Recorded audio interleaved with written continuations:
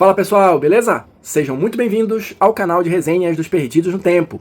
E hoje é dia de seguir adiante na nossa jornada através de Legião, a Era da Desolação. Pedindo já de antemão desculpas porque ainda estou na condição gripado, tá? Não sei como é que tá saindo a minha voz, mas enfim. Então a gente está explorando aqui o Legião, passando por todos os capítulos, tentando identificar tudo que foi importante para dar uma ideia geral de qual é a pegada, qual é a proposta do cenário para quem ainda não conhece.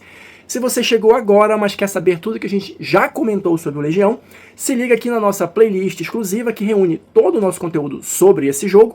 E depois, se você quiser seguir na viagem junto com a gente, se inscreve aí no canal e ativa o sininho. Então olha só pessoal, continuamos aqui no capítulo 2 do livro, que trata sobre a Era da Desolação.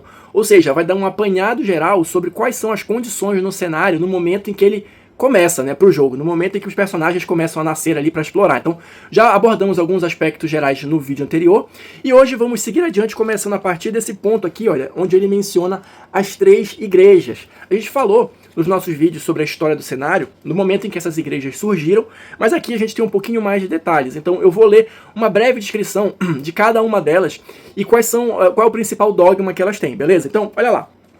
As principais igrejas são a Igreja Patriarca, cultua a Hélia, a face purificadora e ordeira da deusa. Só lembrando aqui rapidinho, essas 3 igrejas surgiram a partir de um cisma, né, e cada uma, hoje em dia, adora um aspecto da deusa. Então aqui a Igreja Patriarca vai adorar a face purificadora e ordeira da deusa, e possui tendência ordeira. Seus padres patriarcas acreditam na salvação através da purificação do corpo e da alma, e pela prática de uma conduta que segue rigidamente os dogmas patriarcas.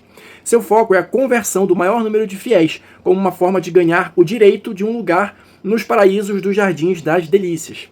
Segunda igreja, a Igreja Vindita, cultua Hécatos, a face vingadora e caótica da deusa, e possui tendência caótica. Seus reverendos vinditos acreditam na salvação através da riqueza pessoal, né? Olha aí.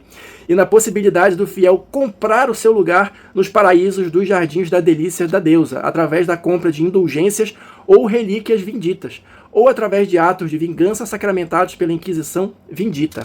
Nunca vimos isso, né? Enfim, comprar seu lugar no céu. Beleza. E a terceira e última igreja dessas principais é a chamada Igreja Valedora. Cultua Valedares, a face cuidadora e neutra da deusa. Seus monges valedores acreditam na salvação através do domínio das próprias emoções e de uma atitude de desapego em relação às riquezas materiais. A busca da paz espiritual é um dos seus focos, assim como a conversão dos povos que ainda seguem o paganismo primordial. Já deu para perceber, né, uma série de intrigas aqui, uma série de coisinhas envolvendo essa questão das religiões pelo cenário. Eu acredito que isso vai ser explorado também em capítulos posteriores. Mas assim, desde que houve esse cisma, cada uma persegue os seus próprios objetivos, né? Mas vira e mexe, acredito eu, né, que exista um certo choque ali, um certo confronto, um conflito de interesses no mínimo, e isso também dá pano para manga aqui no cenário. Ainda falando um pouquinho sobre essa questão das religiões, das igrejas, a gente vai ter aqui, olha, os 3 dragões protetores. Por quê? Quando essas igrejas se formaram, cada uma delas acabou ficando com um patrono, que é um dos 3 dragões originais, né, os chamados dragões protetores, que foram criados pela deusa. Comentamos isso aí ao longo da nossa exploração da história do cenário. E aqui, só para dar mais alguns detalhes, esses dragões, eles fornecem o próprio sangue, né, para tipo dar uma turbinada aí, né, em cada uma dessas igrejas. Então olha só, os dragões doam seu sangue, que é transformado nas chamadas seivas sagradas, líquidos, pós e cristais que dão habilidades mágicas para os clérigos da deusa. Então cada uma das igrejas tem o seu dragão patrono, o seu dragão protetor, que habita, né, nas catacumbas de alguma construção dessa igreja. Então olha só, primeiro desses dragões, Farquises, o dragão de esmeralda, protetor da Igreja Valedora. Segundo, Vortérios, o dragão de rubi, protetor da Igreja Vindita. E o terceiro é Ivembarcos, o dragão de ouro, protetor da Igreja Patriarca. Então assim, eles são os patronos, são os protetores, mas como o próprio livro coloca aqui, nesse momento do cenário, eles já não estão mais tão ativos assim. Provavelmente só fazem uma doação de sangue ali de vez em quando para repor os estoques aí da turbinada nas igrejas. Seguindo adiante, o próximo tópico que o livro vai abordar é justamente, olha, falando um pouquinho mais sobre as legiões. E aqui é um ponto importante do cenário, como você já deve imaginar, né? Afinal chama-se legião, pela quantidade de legiões que existem aqui no cenário. E basicamente, como a gente comentou, acho que até no vídeo anterior, elas são, pelo menos da maneira como eu estou entendendo aqui o cenário, a força motriz das coisas. Ou seja, como tem sempre muita intriga, muita guerra, muita confusão, as legiões têm um papel central aqui no cenário. Eu vou ler aqui o iniciozinho para vocês terem uma ideia de como é que funcionam as coisas por aqui. Olha só. A tradição das legiões, forças militares que variam de 100, 1000, 10.000 ou até mesmo centenas de milhares de legionários, foi um desenvolvimento natural de um mundo mergulhado em guerras eternas como Kadur. Mencionamos isso já. A maioria das cidades e reinos de Rhiannon possui a tradição de construir cidades fortificadas, muralhas imensas e investem muito em sua área militar, o que aumenta o papel das legiões em sua sociedade. Um legionário é sempre notado onde quer que vá. Ele pode ser amado ou pode ser odiado, naquele ponto específico, ali, naquela parte do cenário. Mas ele nunca vai passar em branco. A gente comentou já aqui, né, por conta de todas as guerras, por conta da quantidade, né, de monstros e inimigos que vagueiam pelo mundo, Kadur se tornou um local extremamente beligerante e militarizado. Por isso, toda essa importância nas legiões. E o livro segue adiante dizendo que a gente vai ter aqui 4 tipos básicos, né, de legiões, que são as legiões mercenárias, as legiões sagradas, as legiões militares e as legiões sombrias. Então, fazendo uma síntese breve, bem breve mesmo, de cada uma delas, como o próprio nome já indica, por exemplo, as legiões mercenárias, elas vendem os seus serviços, tá? Para quem pagar mais e não tem muita lealdade, vamos dizer assim, a ideais ou coisas do tipo. Não, elas são de fato mercenárias. Temos as legiões sagradas, que são vinculadas, né, a alguma das 3 igrejas, né, e servem ali aqueles dogmas de alguma maneira, e servem como o braço armado daquelas religiões, né, das igrejas às quais elas estão vinculadas. As legiões militares, elas são vinculadas também a uma cidade-estado, um reino ou um império. Elas podem ser de 2 tipos. Elas podem ser profissionais, ou seja, aquele exército permanente, vamos chamar assim, né, que tem o treinamento militar e tudo mais, ou convocada, em momentos específicos, que vai passando o rodo ali, vai chamando o camponês e tal, garoto que já pode segurar uma espada, tá todo mundo no bolo. Então tem essas 2 possibilidades aqui. Essas legiões militares tendem a ser as mais numerosas aqui do cenário. E só para dar um exemplo para vocês, a maior delas, a maior legião militar, é a do Império Hecatiano, que conta com 150.000 legionários. Só para vocês terem uma ideia, uma noção da dimensão da coisa. E por último a gente vai ter as legiões sombrias, que são as formadas pelas crias de Urzote, né? Pelas crias de Urzote, pelos filhos de Nastur, lá por todas as criaturas ditas malignas aqui do cenário. Na sequência, o livro vai abordando aqui outros temas, outros aspectos que compõem o cenário aqui de Kadur. Entre eles, olha, ele tem um tópico aqui falando sobre a escravidão. A escravidão, claro, pode ser um tópico sensível, você decide aí com o seu grupo se você vai abordar isso no jogo ou não, mas só para marcar aqui mais ou menos o que o livro traz, é que assim, como eu falei já em vídeos anteriores, aqui não tem ninguém bonzinho, então essa questão, ela vale para ambos os lados, tanto os ditos povos da deusa, quanto as crias de Urzote, tem essa prática da escravidão, de prisioneiros de guerra, desse tipo de coisa. Então, acredito eu que o objetivo aqui seja mostrar que, de fato, esse mundo, esse cenário é um lugar ruim, é um lugar escroto, difícil de se viver. Mas, por se tratar de um tema sensível, decida aí junto com o seu grupo se você vai abordar, se você vai só citar, se isso vai compor seu cenário ou não. Mas, enfim, estou dando aqui o posicionamento do livro. Outra coisa que, às vezes, tem gente que não gosta de abordar nos seus jogos, mas temos aqui drogas de combate e drogas recreativas, ou drogas de prazer, que eles chamam aqui. Minha visão sobre o tema: qualquer cenário que se proponha a ser ruim, escroto, difícil, é muito provável, é verossímil, né, entre aspas aqui, em que existe uma grande quantidade de drogas para as pessoas usarem como fuga da realidade, porque a realidade é ruim, é escrota. Mas aqui no cenário de Legião, a gente vai ter essa parte das chamadas drogas recreativas de fuga da realidade, mas a gente vai ter também as drogas de combate, que potencializam ali os soldados, os legionários, para serem mais efetivos no combate. Claro, como você já pode imaginar, isso vai ter uma série de efeitos colaterais que vão bater aqui, olha, nas pestes, ferimentos, tipos de cura e tal, efeitos colaterais, vai estar tudo tratado aqui.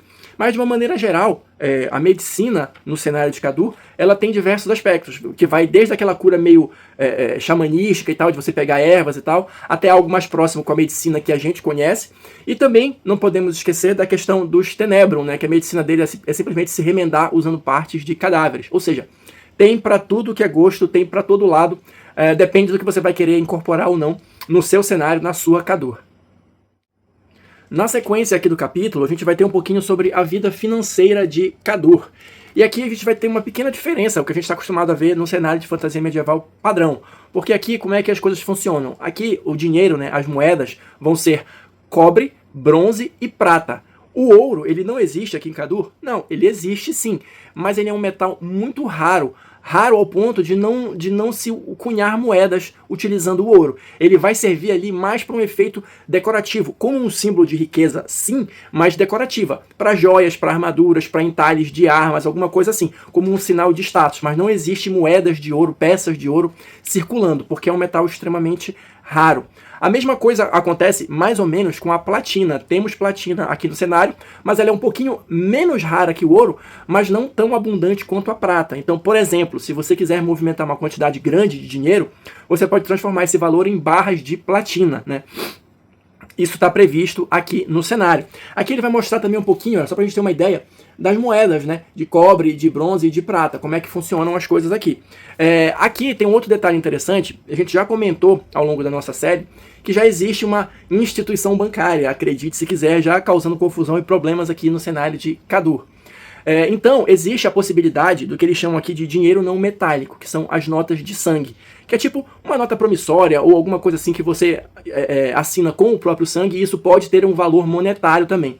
Isso está explicado mais ou menos aqui no capítulo, mas eu acredito, né, que, assim, não sei que tipo de história vocês curtem jogar, mas transações bancárias geralmente não fazem parte das minhas aventuras, né? Mas quem gosta de esmiuçar os detalhes do cenário, isso está previsto aqui também.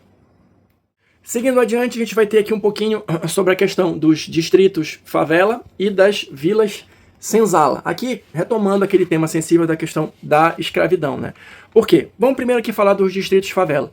Como existe as cidades, de uma maneira geral, elas são extremamente populosas, a gente vai ter, claro, aquela parte mais empobrecida da cidade, onde a população vive ali em condições mais precárias do que o resto da galera, né? Enfim, então, isso aí se manifesta aqui no cenário de Kadur pelo que eles decidiram chamar aqui de distritos favelas, enfim. E na questão das vilas senzalas, vocês já podem imaginar, nos locais em que existe aquela escravidão, a galera que está nessa condição está amontoada também nessas vilas. E existe aqui a questão das intrigas que acontecem dentro desses locais, tanto dos distritos favela quanto das vilas senzala. Então, tanto disputas internas como organização de revoltas e esse tipo de coisa.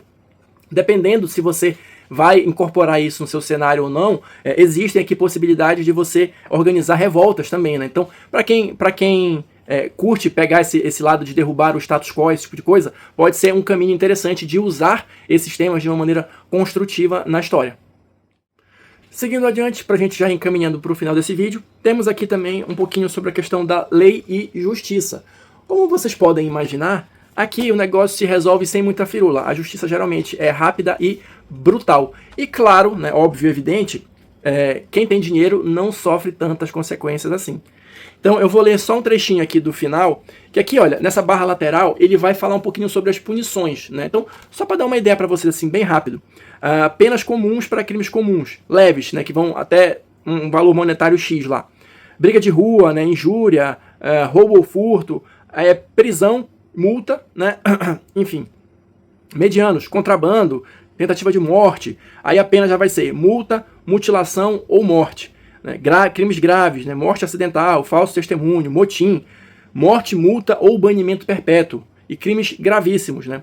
Traição, motim em tempos de guerra, roubo ou furto, pena, morte ou banimento perpétuo. Mas aí vem um detalhe aqui que eu vou ler para vocês, olha só.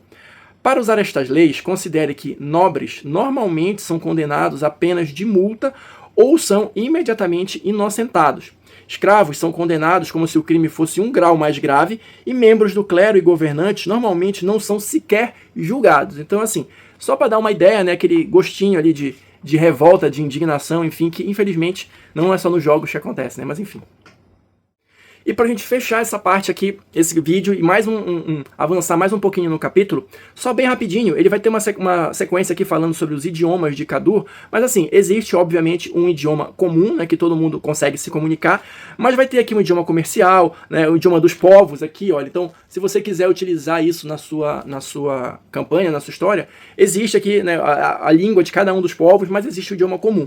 E para fechar aqui, temos os títulos de nobreza de Kadur. Aqui, basicamente, não vai ter toda aquela hierarquia que a gente está acostumado, né? Geralmente a gente vai ter só o rei, o imperador e o barão. Todo mundo é barão. Todo mundo que tem poder e influência em algum aspecto da sociedade é chamado de barão. Então simplifica bastante as coisas e, enfim, é assim que a banda toca lá em Legião, lá em Cadu. Então é isso, pessoal, ficamos por aqui, fechamos mais um capítulo aqui do Legião.